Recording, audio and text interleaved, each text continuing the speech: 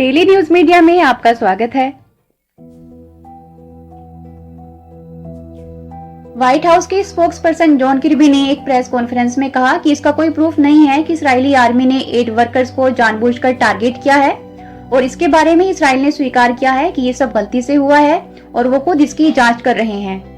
White house spokes person ने कहा कि हम इस मामले को देख रहे हैं और अभी तक हमें ऐसा कुछ नहीं मिला जिसमें इजराइल द्वारा इंटरनेशनल ह्यूमैनिटेरियन लॉ का उल्लंघन किया हो।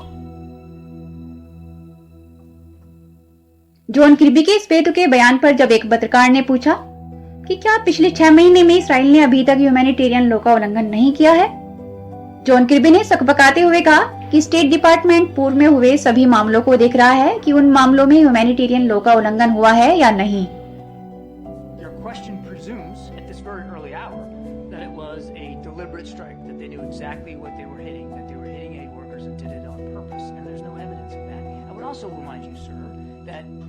Continue to look at incidents as they occur. The State Department has a process in place. And to date, as you and I are speaking, they have not found any incidents where the Israelis have violated international humanitarian law. Unless you think we don't take it seriously, I can assure you that we do. We look at this in real time. They have never violated international humanitarian law ever in the past 5 to 6 months. I'm telling you, the State Department has looked at incidents in the past and has yet to determine that any of those incidents violate international humanitarian law. दोस्तों, Israel ने अभी तक जो भी अपराध किए हैं, वो चाहे जेनोसाइड हो, वॉर क्राइम हो, एथनिक क्लींजिंग हो या फिर फिलिस्तीनियों के घरों और जमीन पर अवैधानिक कब्जा हो, ये सब अमेरिका द्वारा स्पॉन्सर्ड है। इसलिए अमेरिका कहता है कि इसराइल ने अभी तक ह्यूमैनिटेरियन या इंटरनेशनल लॉ का उल्लंघन नहीं किया है। अमेरिका ये सब तब कह रहा है जबकि फिलिस्तीन में 35,000 लोगों के कत्ल करने के अलावा इसराइल अभी तक 196 एड वर्कर्स को मार चुका है और UNRWA ने बताया है कि इसराइल अभी तक UNRWA की 150 फैसिलिटीज पर हमला कर चुका है। इसराइल द्वारा इंटरनेशनल सेंट्रल किचन के एड वर्कर्स पर किए गए हमलों के बारे में जो कुछ प्रत्यक्षदर्शियों ने बताया, उसके अनुसार इसराइल के सिलसिलेवार हमले कुछ इस तरह से थे।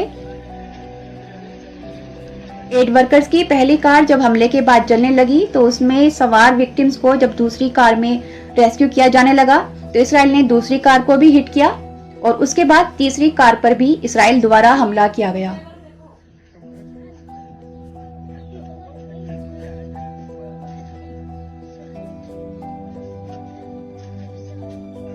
दोस्तों, अभी हाल ही में स्पेन के प्रधानमंत्री ने कहा था कि हम जुलाई तक फिलिस्तीनी राष्ट्र को मान्यता दे देंगे। अब पोलैंड ने फिलिस्तीनियों के एक स्वतंत्र फिलिस्तीनी राष्ट्र को इस्टेब्लिश करने के अधिकार को फिर से दोहराया है। पोलैंड के प्राइम मिनिस्टर ने कहा है कि हम इसराइल के आत्मरक्षा के अधिकार को मानते हैं, लेकिन हम आर्मी के गलत इस्तेमाल और अवैधानिक कब्जे की निंदा करते हैं। उन्होंने कहा, हम एक स्वतंत्र फिलिस्तीनी राष्ट्र के बनाए जाने की भी मांग करते हैं जिसमें फिलिस्तीनी शांति से रह सकें। अभी तक के जो हालात हैं उसमें किसी का भी फायदा नहीं है। पोलैंड के पीएम ने यह भी कहा, इजरायली आर्मी द्वारा जिस तरह से हथियारों का इस्तेमाल किया जा रहा है वो गलत है। जिस तरह से कल नेतन्याहू ने कहा कि वॉर में ऐसा होता है, ये कहकर आप इस मामले को हल्का नहीं कर सकते।